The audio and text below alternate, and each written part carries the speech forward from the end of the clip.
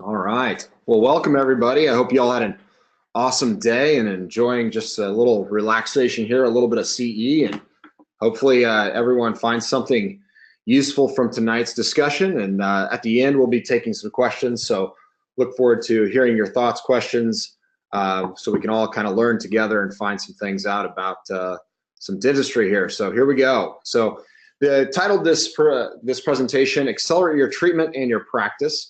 And we're going to talk with a focus really about how to take MOPS to the next level. So MOPS being micro-osteoperforations.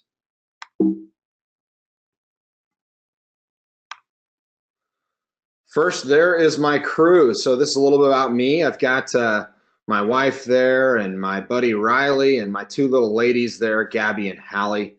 So first and foremost, my family's what I do everything for the most part there. So dentistry, I love it. It's my next thing in line. I love doing things differently and trying to figure out how to better improve smiles, like probably everybody else on this broadcast here. And then I don't know if anybody lives in the Kansas City area or Midwest, but if you do, you probably have had some delicious barbecue. I am a fanatic about trying to make a master recipe with brisket, pulled pork, ribs, barbecue chicken. So it's a lot of fun. And then if I had time, which I don't, but I kind of, at some point, I'm sure I will. The family is probably my main hobby right now, but I don't know about you guys, but the hit and hunt, that would be golfing. That's about what it is right now. I hit the ball as hard as I can, and then I spend the next 5 to 10 minutes either finding it or just buying another ball. So that's kind of my experience with golfing at this point in time. And then kind of a passion of mine with dentistry has been able to dive into understanding and bettering myself in a way of marketing, basically just getting the message out of what we do. So I definitely have a lot of fun doing that. Another passion of mine. Here is, I'm sure behind every one of us we've got amazing teams that make things happen. And I think it was Paul Homily who I've heard say this before, but he just basically explains how you can do dentistry alone, your general dentistry alone, your basic fillings and crowns, things your patients are really aware of. But when it comes to transforming smiles and a higher dollar treatment and things that really require a level of trust and understanding, it requires a team. And talking with even our territory rep just a little bit ago, we were discussing how important this is, and it's really the key to anyone's success when you start providing anything, whether it's Invisalign or cosmetic dentistry or implants. You start getting out of the comfort level of maybe many of our patients, and definitely getting into an investment level that makes them a little bit more conscious of who they're getting their dentistry from. And really, it's impressive how the team is really the key to this. So we find that they ask many questions of our team that they don't ask us, or that they do ask us, and they're just trying to get a second opinion from your own team. Another interesting thing is that the team, people are generally good, right? So you have your team is going to be kind and generous, and they're good people, and most people believe other people aren't going to lie, or at least do it with a smile on their face. And so they're looking for an authenticity when they talk to your team, whether or not they have faith in the doctor's ability to provide care and do these maybe a little bit more advanced treatments. And so I really feel like our team is super critical to our success. So hopefully we hit that home here, and how do we engage them? And that's part of the discussion tonight for sure.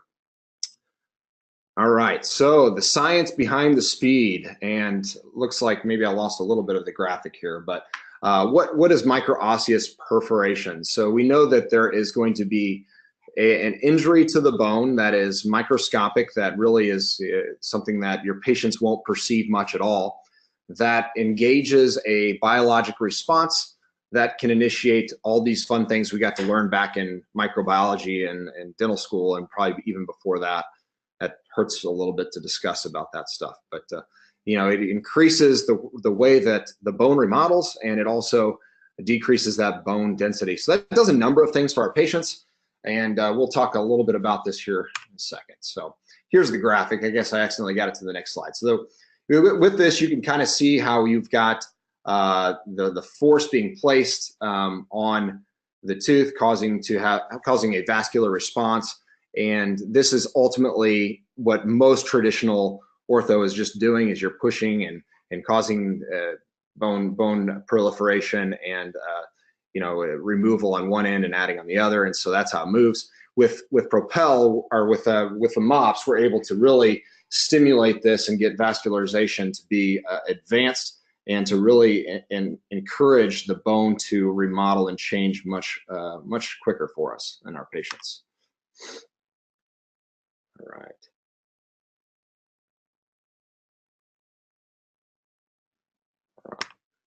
You can kind of see this a little bit more on a slide-by-slide level here. All right, and this is a maybe even a more microscopic level, where you can see how the differentiation of those cells are occurring, where you have resorption on one end and going to mineralization on the other. Let's dive into something that's a little bit more interesting, I'm sure, to all of us, and that would be the methods and how do we implement MOPS in our patients, and how do they benefit from this. So there is definitely a micro-invasive procedure. So it's something that's done with very little hemorrhage and very little healing time. There's hardly, and most of our patients go back to work immediately, and they're able to leave, and no one even in the lobby would be aware that they just had this procedure done. And so that's pretty nice. There's little to no patient cost. I mean, you're able to either incrementally charge, or for us, we kind of include it in our treatment and are able to, I feel, use it as a tool to differentiate ourselves. And then the minimal training needed. So I mean, it's something that I think most of us would feel pretty comfortable after maybe just 1 or 2 attempts, feeling pretty good about how to provide it and confidently delivering that. And then multiple device options. So there's definitely a number of ways to do this. You can have single use, reusable handles, or power drivers. So here's an example of the reusable handle. This is what I have chosen to use. There's some benefits I feel like to this, and then I know that probably a majority of the market uses the power handle. But here's a few things that I feel about this, the reusable handle aspect. So they both are going to really provide the minimal soft tissue impact. I feel like I can be a little bit faster with the handle. It's definitely, they're both fairly cost efficient. The tactile response is probably the biggest advantage to the manual handle.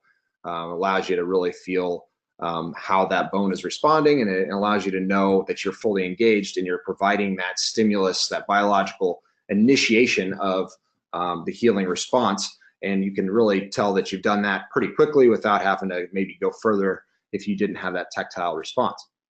And there's a proprietary tip construction, I believe, on both of them. So the power, it definitely going to help with fatigue if your wrist gets tired, or obviously I've had some patients that have some very dense bone, and so it takes just a lot more effort to engage.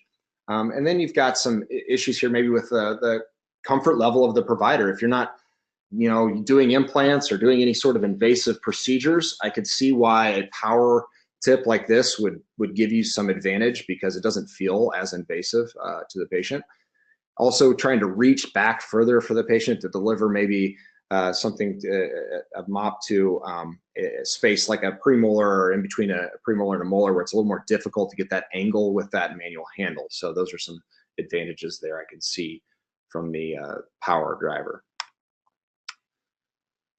All right, so the top reasons to use MOPS, you'll find that you can drastically change the patient's perception of orthodontic care. So we're finding that we can kind of blow them away when we're able to quote times that are so much more reduced, and show them photographic evidence of how we're able to actually achieve that and have for others. So that's one thing that I think it's really, seeing is believing. And I feel like if you haven't really seen something, which we'll get to at the end here, I've got some clinical examples that I hope are going to challenge maybe your thoughts about how effective MOPS can be. So we'll hopefully be able to get that kind of an impact tonight.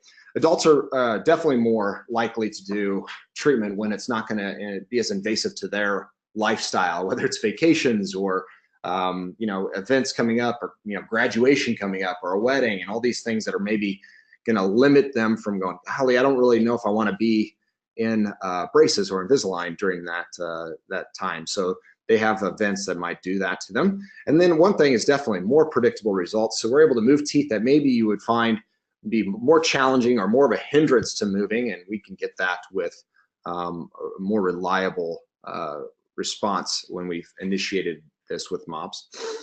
And then it's more comfortable. I think this is one that I didn't really realize until I did treatment myself. And I don't know if anybody on out there has had Invisalign or braces, and was maybe I had Invisalign, and I was a pretty bad patient, I'm not gonna lie.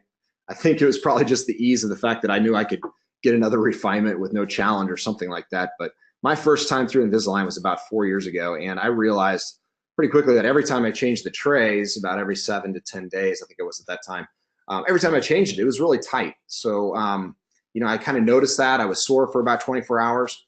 And then just last year, which we started doing Propel maybe a year or two after I did my first round of Invisalign, or I didn't even really finish. Then I did Invisalign, and I propelled myself. Matter of fact, if you want to catch that, we have a YouTube channel, just Innovative Dental of Springfield, or our Facebook page, Innovative Dental of Springfield. You can see a video of myself propelling myself in a mirror. And so I did propel, and I can tell you that without a doubt, changing out trays during treatment, and I did every 3 days, I can tell you it was more comfortable. So I was even changing trays much more quickly than I was before, and it made a big difference. So I think that's a big one. So that's why I spent a little time on that. I think I forget, and I think we all can maybe forget that maybe that's a huge advantage our patients might remember, especially if they were a relapse, right? If there was somebody who had braces and they remember how uncomfortable braces were, and then we can tell them, hey, during treatment, you're going to be more comfortable if your teeth move easier. And so that's important. Well, so we all get these, right? The objections to change, and I think that's where we all are facing something, whether it's implementing a new technology in our practice or procedure or system. And these are normal. We should all feel this way at some times and kind of hesitate and think. And I think part of the things that are going through our mind is, you know, what's the cost of this, and how is it what's my return on investment? What is, and I put opportunity cost in here because I feel like that's an easy one to overlook. You look at what something is going to cost, but down the road, what is the cost to you as a business and brand should you not adapt? And you can see I have BlackBerry over there, and there's a prime example of a company that you know, had it made. They were, I think how many of us had BlackBerries at one point? I know I did. And they're just a blip on the pie chart now when it comes to cell phone usage. And it's because I feel like they really just failed to continue to adapt to a changing market. One of the things I know that we're going to hopefully explain here shortly is time and training and implementation. How do you do that? And then obviously the investment with a team, and, you know, team turnover. How do we manage and keep people, and how do we train them efficiently and effectively? That's always a cost of any new technology. How do we get that communication to our patients? Because it's great to adapt and get new things and that are giving our patients a better level of care, but if they never know we do it, that's kind of pointless, right? Or at least is missing a big part of the advantage, and that's differentiating ourselves in our industry, and also maybe taking some of the, I think about it as taking some of the fears they probably have from going to any dentist. So lowering those reservations, definitely big benefit. And then, you know, that current success thought, why change? If you think of Yahoo, there was another good example. They were way ahead of Google. I forget the years, which year it was, but they were way ahead of Google. And I would say that they're there, but not much, right? I mean, who remembers? Not very often do we use Yahoo, I don't think. And then you got Blockbuster. I don't know how many of us all went to date nights there and got Blockbuster movies, and we felt like pretty quickly that they're gone, right? They didn't adapt. They finally jumped on something, but it was way too late. Netflix had really already crushed it, right? So their success where they were, they kind of got comfortable, and they really failed to innovate, and it cost them their business, right? there's two different consequences that I see here. Then one of is your brand can be irreparably harmed if you don't adapt and become more innovative, or at worst you'll suffer and have to look at doing something else. And I don't know if that's necessarily true for dentists at this point, but I think there's definitely some threats to at least the private practice dentist for sure. This solution here, is the real solution to all of this is finding a way to relentlessly innovate and adapt and change and find ways to improve the systems in which we deliver care.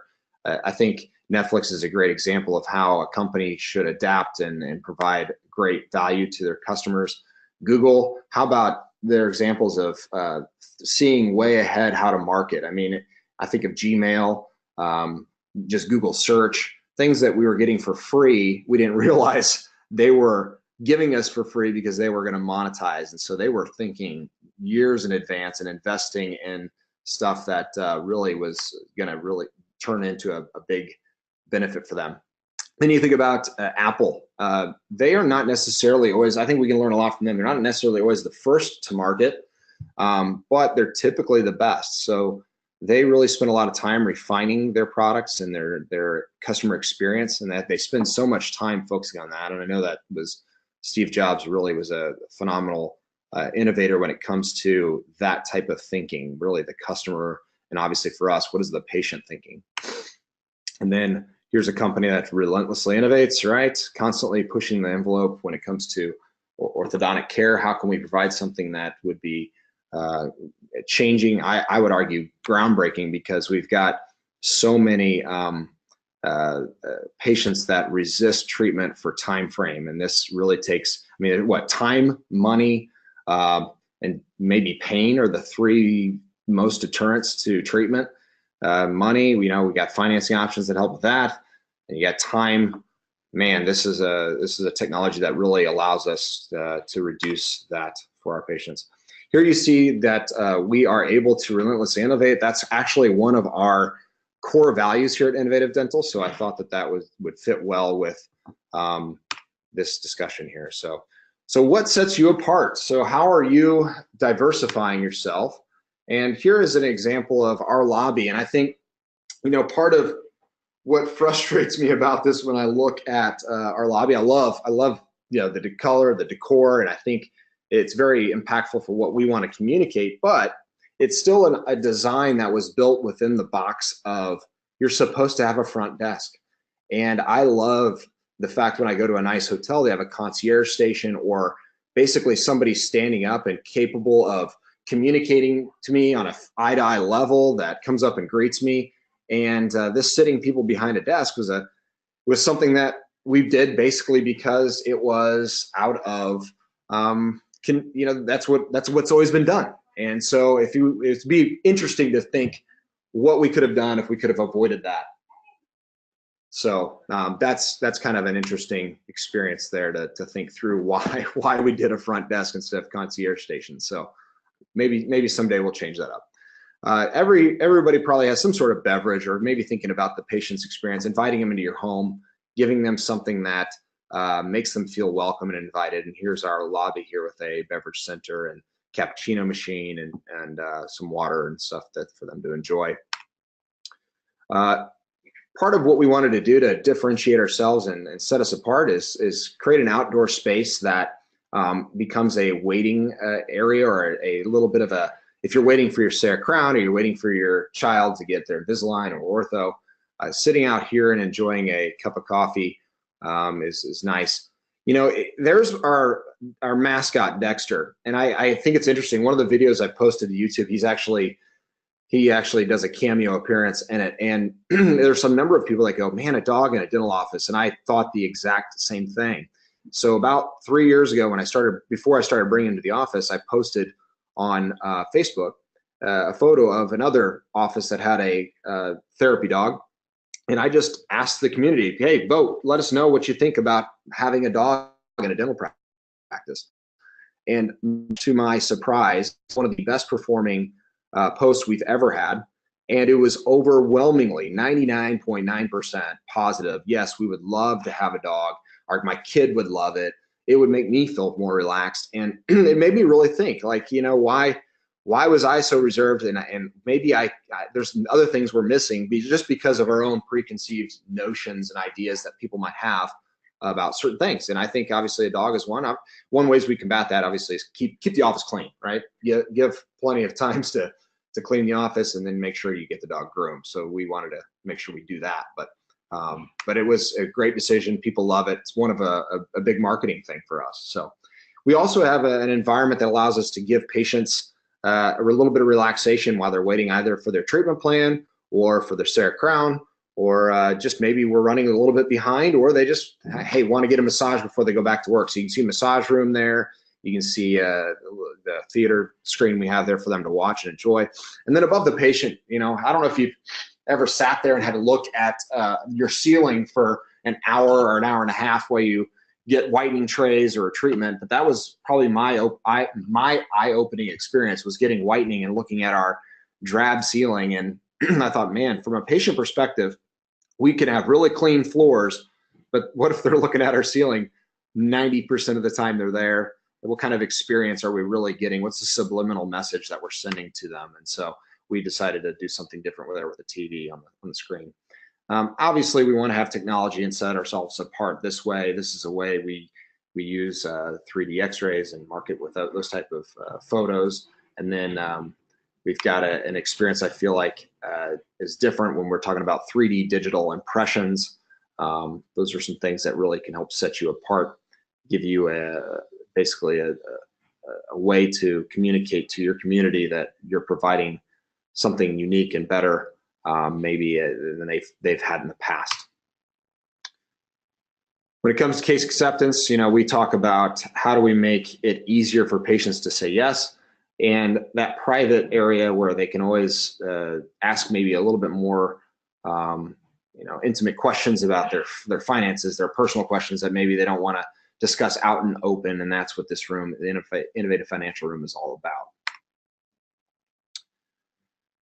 All right, so we kind of fast forward here to the innovative experience. And if we're talking about marketing in a different way, this here is Miss Springfield from Springfield, Missouri. And she happened to, because of our online presence with Facebook and YouTube, happened to give us a shout out for, hey, was there any way you could do something to help my smile before we go to Miss Missouri? And thinking, why wouldn't we want to take advantage of that, right? To maybe see if she can get Miss Missouri and to give us an opportunity to market and obviously help her smile at the same time. And that was kind of when we started thinking through, okay, how do we make sure that we capitalize on this and people can really engage in the person, because she seems to be an amazing person. Obviously, I've only met her a few times, but she seems to be pretty incredible. And this way we did a live event. So I don't know if anybody's ever seen a live event. I haven't. I'm sure it's probably been done, but we decided to record something live, do an interview, and then deliver treatment there in the office with basically a live recording going to Facebook and YouTube. And if you want to connect with me, by the way, on YouTube or Facebook outside of this presentation and learn more about how we did that, I'd love to help share that. It's some pretty cool technology that's pretty readily available, and I think that you could implement it fairly well. But it'll allow you to connect with people on a live basis, which is pretty unique, right? It brings an authenticity that I don't think many other ways to communicate do. So here we go. I'll play a little video here for you. Quality is maybe not going to be super awesome, but should be good enough for you to grasp what's going on here. Oh, where'd it go? What'd I do wrong? Let's see, maybe here. There we go. Pointer. There we go. We're fully numb on the top. Feels weird, right?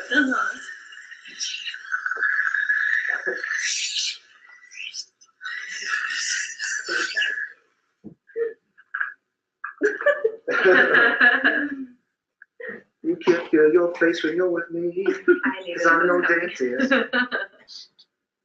Sorry for it being so choppy. No, I shouldn't sing, guys. I get it.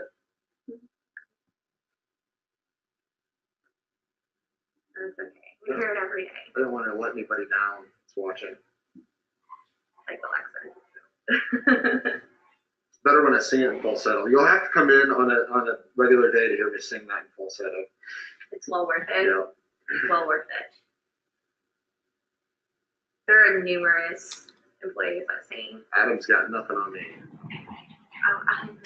I was a little bit. He's got a pretty good falsetto. I thought that was just like how high his voice went now. Wasn't sure. I've been working on my dad's skills. I think you're gonna be impressed. Really? Yeah. All right, that's it. We are fully. Yay. Pretty wild, huh? Feels weird. It feels weird. I promise you, it feels more weird than it looks, but. Right.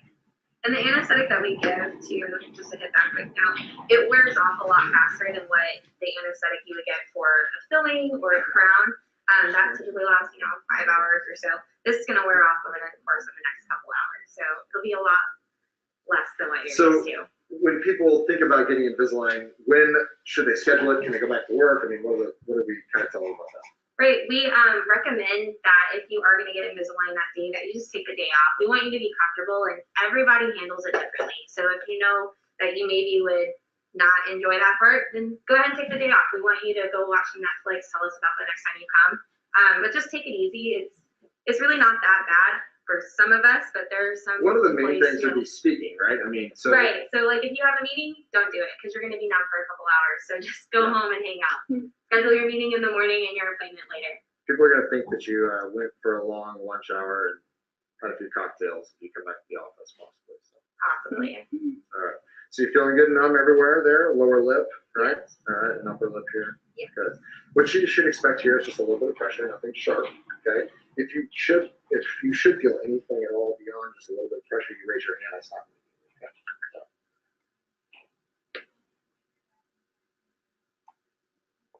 And with this Propel device, we really don't have to do much. It doesn't have to be a large dimple. It can be very small to be effective. And great. Kind of like the macro fracturing process. Yeah. Did you like feel it spider at all? web. Good.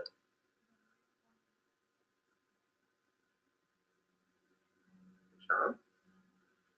And so for each treatment, well, I kind of gauged based off of the movements we need. For this here, we're not moving teeth a ton, so we don't need as many dimples. Sometimes if we had to move a tooth a large distance, I might do a few more. So it just kind of depends on the case by case basis there. So.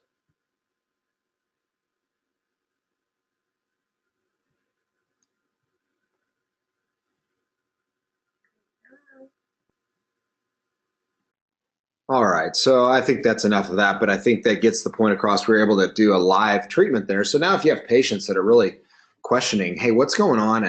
This was a great way for us to document that in a way that I think is going to, obviously time will tell, but it's not bloody. She sits up and talks about how it wasn't painful.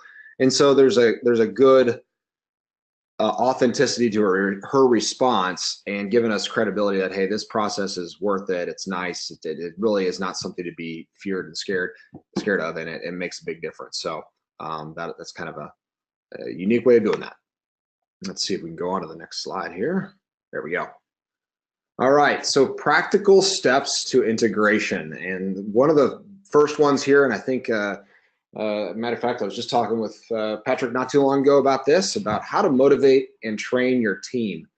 And that's like the most loaded question ever. I probably, how do you get your team to back this micro-osteoperforations and other technology that you want to implement into your practice?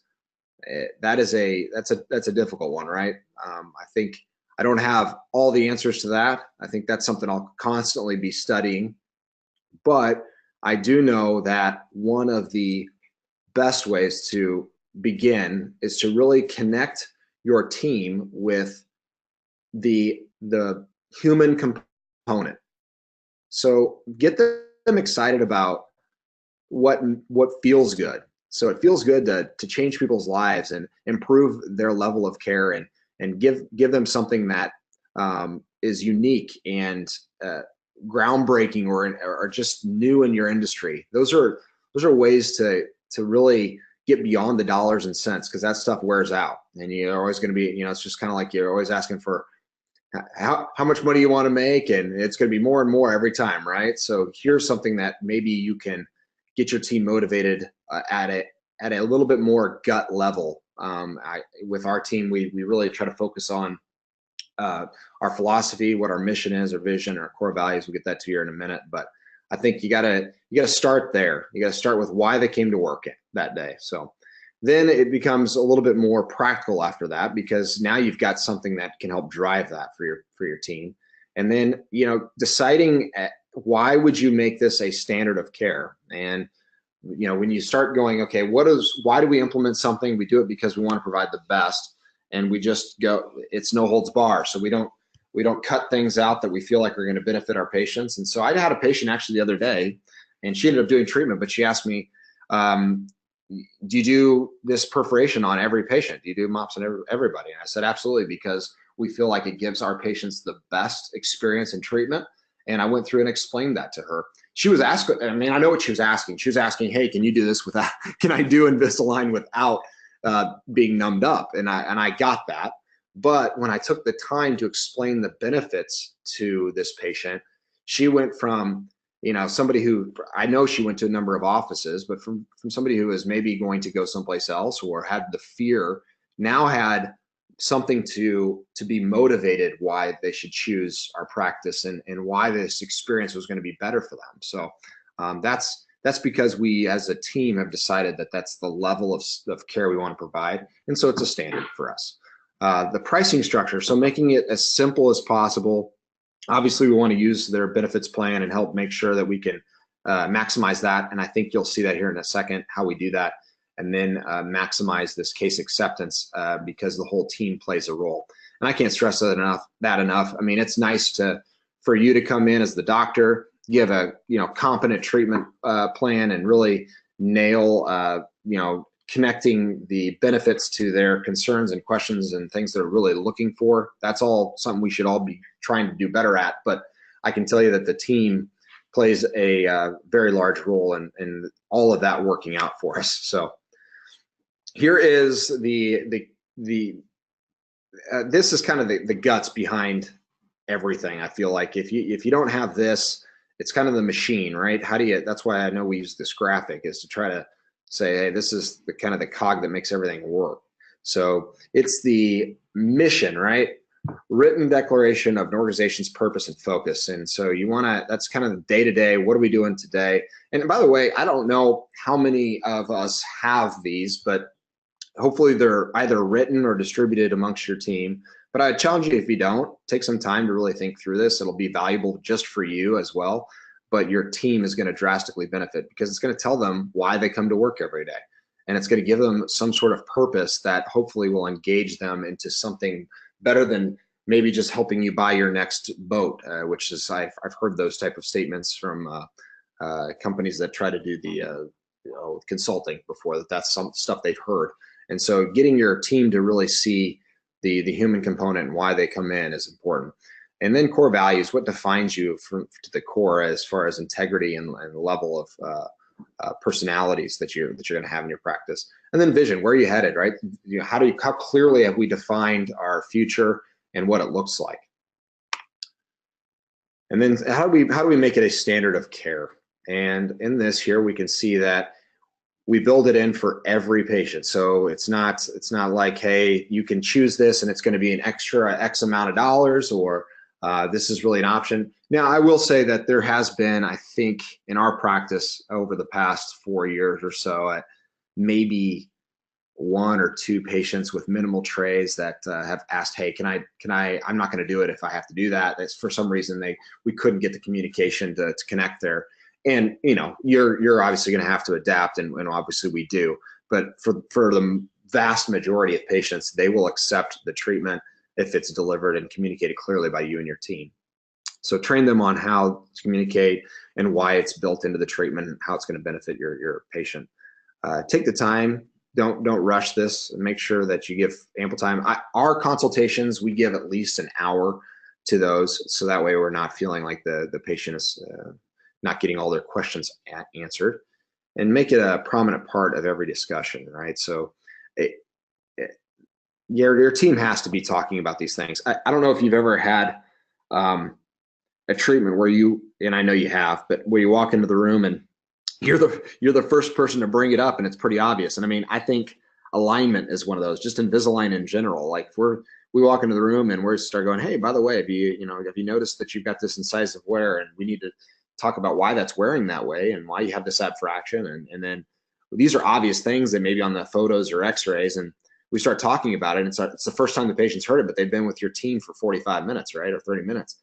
And you're fighting an uphill battle at that point, because the patient's going, man, if this was so obvious, why did I not hear any of this from your experienced, competent team? And so you're going to find more resistance, and it's definitely going to be more challenging to get that importance across to your patient. So I think that's why it needs to be a prominent part of that discussion.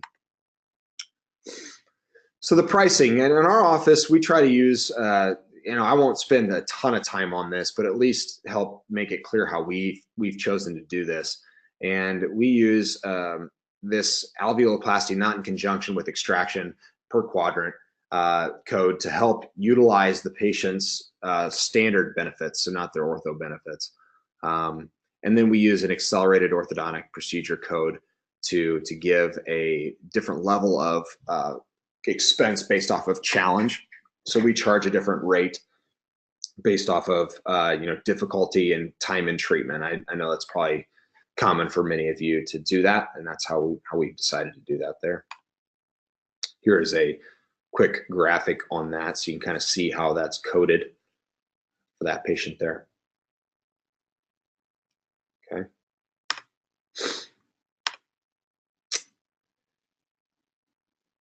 So this patient motivation, right, is how many times have we sat down and talked to a patient, and we go through and we're talking to them about what to do and how we want to do it, and we're giving them our treatment plan, and then we'll go, well, crud, they don't seem to be connecting with me at all. And I know I've done that. I try obviously not to do that, but I have had that happen.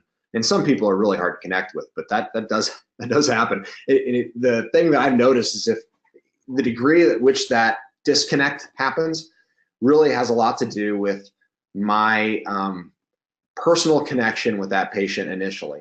So my energy level, my facial expressions, my kindness and complimenting them, saying, hey, those are, even if it's something as simple as that's a nice shirt, it sounds so silly and simple, but it's amazing what it'll do is it'll bring people out of their shell. They're sitting there kind of in this scary environment that they're expecting these horrible things, and you start connecting to them as a person, talking about a Netflix show or a game or something like that. I try to make sure that that's a prominent part of the first at least few minutes of our discussion. So after that connection, we want to obviously figure out what are their goals. So what motivates them? It makes no sense to start talking about our goals with our patient if we don't understand what their goals are. So getting an understanding of, hey, is health important to you? Is spending less money in the dental practice important to you? We know they are, probably. Those are loaded questions, and loaded questions are fine too, right? If you're asking a question that is clearly, they're probably going to answer yes, they want to be healthy. Then when you tie in treatment and the benefits to them as health benefits, you're not telling them to be healthy. They've told you they want to be, and you're just tying those in. So I hope that makes sense. But it's a subtlety, but it does make a difference in the tone and the responses and the engagement of that patient. The health effects, right? So you want to help tie in that. I always think from a health aspect, because it's a lot easier to come from like, hey, you didn't notice, I couldn't help but notice that you have this issue of health, and here's the things that are going to happen if you don't treat it. So and then following up with the here's the benefits, and good news is we have a way to help you, right? So if you are keeping the discussion from a health aspect, it doesn't come across as you criticizing their looks, their smile, and it really comes in a way that they're open to hearing about. And so I think that that's a huge way to tie that in. I got to use visuals to do this. So photos, tons of really high quality photos. We use close-up straight-ons, arch photos, detailed macro photos if you have intraoral cameras to show the incisal wear and chipping. So those are really critical in the discussion. We put those on a screen in front of our patients. I'm certain probably most of us use some sort of digital screens. I think that's really key. You can sit there and talk all day long, but if they're sitting there looking at a photo, it's almost, I mean, we even have patients, it's kind of crazy. They know we take these photos. They know you think they look themselves in the mirror all the time. And so they should know that they've got teeth that look like this, but we'll put their photo up on a screen.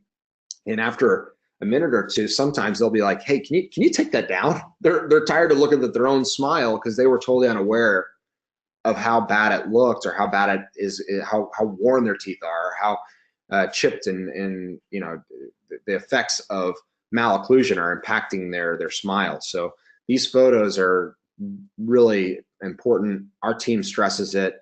We use some cool technology that allows them to transfer wirelessly. So there's some ways to do that too. That I don't know if everybody's heard of that, but there's iFi cards that do that. There's even cameras that when you take, they auto back up. I think Canon makes a few models like that. And so that's a way to make this process simple, right? The more simple it is, the better chance you have of all your team members doing this every time. And I found that is really important, right? If there's one camera in the whole office, it isn't going to happen every time, and it's just not something that you're going to get consistently. The treatment coordinator obviously is important, that they can almost say things very similar to the way you do, so that way the patient's getting this reinforcement that builds their trust, builds their confidence, and helps tie it into the financial commitment that they're going to make. This is one thing that kind of sets us apart in our practice. I think, I don't know of too many people that do this. We do start, our treatment coordinator starts with the patient when they walk in the door, and then they are with them through the very end, right? So we don't hand off. It's a little different, but we found that's works in our practice, works in our flow pretty well. And then we have a patient that really, throughout the whole appointment, is connecting and making it a relationship with somebody that they're going to trust with the financial arrangement. And then there's no miscommunications. I don't know how many times we had that happening before, but the handoff is kind of that risky spot where, hey, we talked about this tooth or that tooth, and this is what we really needed to do, and that can be miscommunicated to your treatment coordinator, especially the reasons behind it, right? The reasons are what you want to have your treatment coordinator armed with. That way, when the patient has reservations, they can tie in the patient's statements to why they need to do what they need to do to get healthier. So that's good stuff to think through there. So making it attainable. Hopefully, I don't know if everybody saw that even Invisalign's kind of getting in on the deal to help us make our treatment more acceptable to our patients by lowering the cost. I think they've got now $100 a month payment options, so that's pretty slick. We use we use questions and statements like, hey, what would not put your family in harm's way that you could afford on a monthly basis to achieve the goals you have for your health? And that way you're kind of getting, hey, we care about your family, we care about yourself. We don't want you to feel stressed, but we also want you to be benefited by the health benefits of Invisalign and our accelerated treatment. But what is a monthly budget?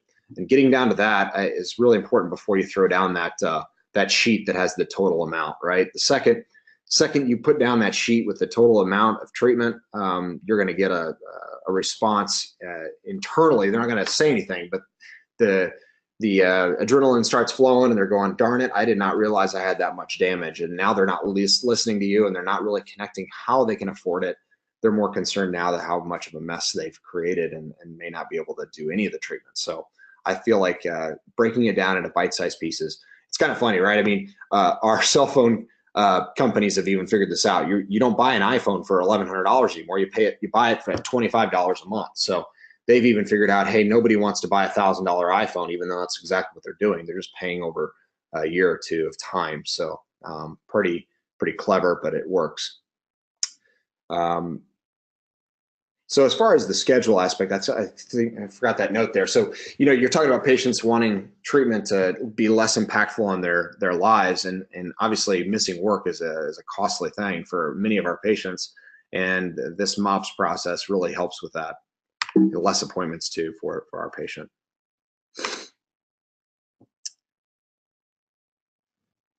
I think we kind of covered this pretty well, but decreasing that treatment time and discomfort through the treatment of aligning teeth makes a more positive patient experience. Our reviews, if you go to our Google reviews, you'll see a number of patients commenting about this. We ask our patients to leave reviews. I think that's important, right? If you give a great experience, make sure that that you train your team to ask for that. Hey, would you mind sharing your experience? Patients say, yeah, I wouldn't mind sharing it. Hey, could you do that today? Yeah, I'd like to. Can I show you how? I mean, we kind of have trained our team how to make certain that we are helping guide the happy, willing patient to leave a positive 5-star review. And that's how you're going to get other people to see that you're giving an amazing experience. That has driven us to have over 1,000 5-star Google reviews, which is very helpful for us to get our word out and help people to trust us with this advanced type treatment like accelerated Invisalign.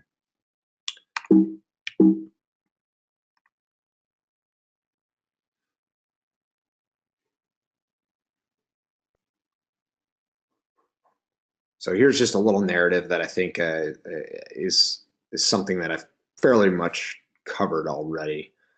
But yeah, I don't know if you could hear it in that video, but how we talk to the patient throughout the treatment is making sure they understand that we're not wanting to have any discomfort at all. And then, you know, if your team can say we're very experienced in providing this amazing treatment with minimal to no discomfort, and they can do it with, you know, that clarity and conviction, because that's truly how you deliver it. The patient will believe that, and that's a big part of it. I think there might be a lot of reservations out there from patients with pain, and maybe even team that's had that. That's another huge thing too, right? Provide the care to your team and deliver it in a way that's super comfortable, and make sure that your team feels how well it works, and that will build some trust too, and you'll see that they're able to go about recommending that to your patients in a much more convicted way, right? This is how I look a lot at you know, accelerating treatment with Invisalign. Is it really opens the door to providing so many other treatments, like you know, here we have the examples of cosmetic dentistry and implants. I don't know how many times I get a patient that's like, I'd love veneers. I've got, you know, this money, X amount of money. Can you just straighten these or make these veneers, make these teeth look nice and do it immediately? And you're looking at, man, there's no way. Or they'll tell you they got months, you know, before a wedding or something like that. And you're going, there's no way I can, with veneers, make this look good. But we need to move those teeth, and your lower incisors are tip forward, and you got the end-to-end bite on us and crowding. And so what's nice now is we have this tool to say, hey, we don't have to even get it to be 100%, but if we can get 95% result on our smile with straightening these out, then we can get the full 100% with our veneers. Now we've really helped that patient make that step and do it in basically an uncompromised quality that we would have to give without aligning teeth first.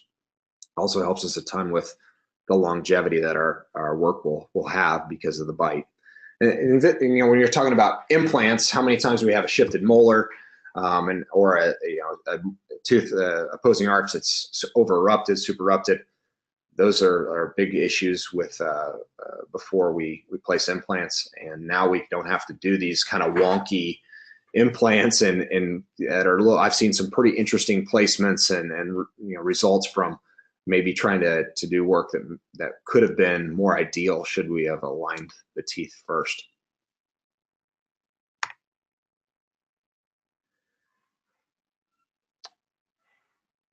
So this is something I've noticed, the demand for services not covered by insurance. You know, the cosmetic stuff, implants. I feel like more and more patients are becoming aware that these are provided by their general dentists, and maybe even some of the orthodontists that are listening to this. But they want to, they're more aware of this Invisalign, they're more aware of, because the marketing's out there. Some of them are more aware of the term accelerated Invisalign. So they're more selective when paying for these procedures when they're out of pocket. They're doing their research online, right? How many of them are connecting through Facebook now or YouTube, or learning about it just by Googling it? That's where they're trying to find all the details of these types of treatment.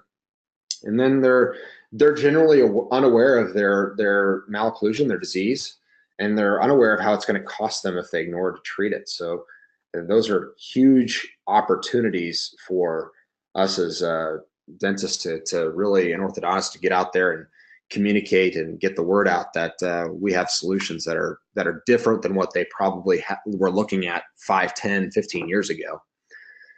So dental offices need to distinguish themselves, right? We're competing a ton for the patients getting all sorts of marketing from every different direction for them to spend their money in different ways. And obviously we provide something we feel like is not just a beauty benefit or a cosmetic benefit, but a large health benefit. And MOPS is one of those that's helped us to really create this treatment that can be done in such a short amount of time and lower that one of the biggest barriers of time. So we need to educate the public, and we need to make it a priority. And if we don't, somebody else is going to be educating them on why they should buy this piece of technology or this other item that their hard-earned money is going to go for, because they don't see their malocclusion as something that's easily treated. They see it as something that's going to be 2 to 3 years in braces, and so they're going to look elsewhere. So I think it's an exciting time to be in this, to offer accelerated Invisalign. It seems to be a very open market for educating patients and giving them some hope for something that they didn't even know could be a treatment for them. So I think that's good for us. So when an industry faces intense competition, and I'm not just, it's not just dentists, or some of us might say, I don't know how many on this webinar are maybe in corporate dentistry or anything like that, but there's a kind of this shift, right? So you got this pricing shift. So you're either going to differentiate yourself for an experience, or you're going to differentiate yourself on price. And patient experience to me is king, and it allows you to charge a greater price for your experience and your work. And it helps you, I think, give something that's more fun to do as well. I think of the shopping markets, things like Walmart. They're definitely a price focus. They're all obviously delivering a commodity, but then you've got the places you can go and get a beverage while you walk around and enjoy your shopping experience. It's just a whole different level of shopping. And so I think we can think along those same lines, push the envelope when it comes to patient experience. All right, now on to the clinical stuff. I bet you all have been waiting for me to stop talking about all that other stuff and get on to some photos of what treatment looks like with the MOPS procedure, and how we can achieve such fast results that are predictable. Here you can see this was 4 months with flared laterals. They were also rotated. We had quite a bit of crowding on both upper and lower arches. And after there, you can see pretty quickly we got to a nice result. It's crazy, 4 months, right? This one here is just 4 months with this crowding and crossbite that we were dealing with there, even on that right side. That's dealing with creating those chips. If you're wondering where all the chips are, part of all of our treatment is aesthetic contouring. So at the end of treatment, we do just a polishing, right? Go back through and polish the edges. Looks like we needed to get a little more bond off there on number 9 on those afters, but you can see we really contour and get those edges to not be so asymmetrical. This one was a little bit longer, but still had a lot more to do, it looks like here, right? So 11 months, we had some severe crowding with rotations there, especially 8 and 9. So we were able to correct that. So we had some wear, so we contoured those at the end. And then finally, here we go. Well, I think we got one more after this. So spacing and deep bite. You can see how that deep bite even, right, corrected. It's pretty impressive, I think. At 5 months, we've got now back to our ideal over jet and over bite.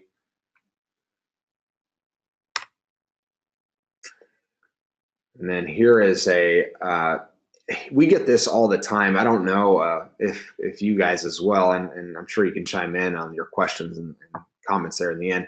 But we get a lot of, you know, Invisalign can't do this, and maybe Invisalign can't, but Invisalign with MOPS can do a lot. And here's a great example of that with MOPS and Invisalign together, what we're able to do with an entire crossbite there. So pretty cool, 7 months of treatment, completely corrected crossbite on that tooth number 11. Well, that kind of gets to the end there on our before and after photos, and I believe that's the last slide. Yep. So let me open up the discussion here for some questions, and I'll try to answer these the best I can. I think there's a question, how can I get the recording? And I think it's Catapult has that there on their website. So we should be able to get that for you guys to be able to log on there and get the recording of this. All right, let's see here. All right, I think somebody said there was, could not see the demo of the procedure. I'm sorry for the quality of the video. That's really my fault. I didn't provide that in advance.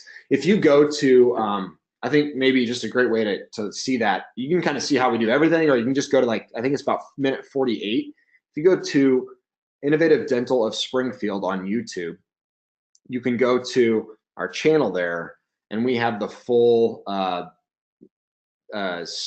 50 minutes or so delivery to Miss Springfield, and you can see pretty clearly, I think, how we did all that. And there's a lot more discussion and questions, and it's obviously driven from a patient perspective, but I think that that's important that we obviously communicate in that fashion. So hopefully that's a useful link for you guys. We'll be providing another one that is a little bit more concise, not the 50-something minutes long. So we utilize vPro 5 as well in our practice to help with the seating of the trays, the comfort level of tray wear. And so, man, and we also get a lot of benefit when we're talking about deep bite, which is a lot of our cases with the vPro 5 technology. So I would recommend that in conjunction, especially when you start talking about deep bites, longer treatments, 15, 20, 30 trays. You're going to see some nice added benefit to comfort and speed in treatment with the vPro 5. So that's how we utilize that. I think we had a question here, relapse. I'm not, maybe Nurmia, I think is who I'm speaking with there. I'm not quite certain. If you want to recite that so I can be a little more clear of maybe what the question is, that'd be great.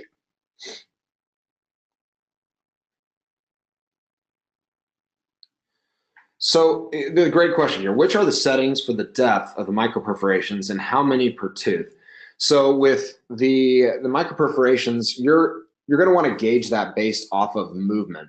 So for example, we're on this last slide, you can see the total crossbite there.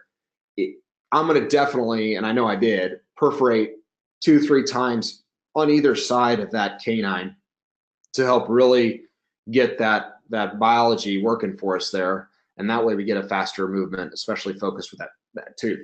Now, what you don't want to do is, affect too many of the other areas. So, on that area, it might be nice to, since you don't need a ton of movement there from 9, and you don't want a ton of movement there from 13 or 14, is to stop your perforations there right around 11. That way you get some more solid anchoring from your other teeth around that site.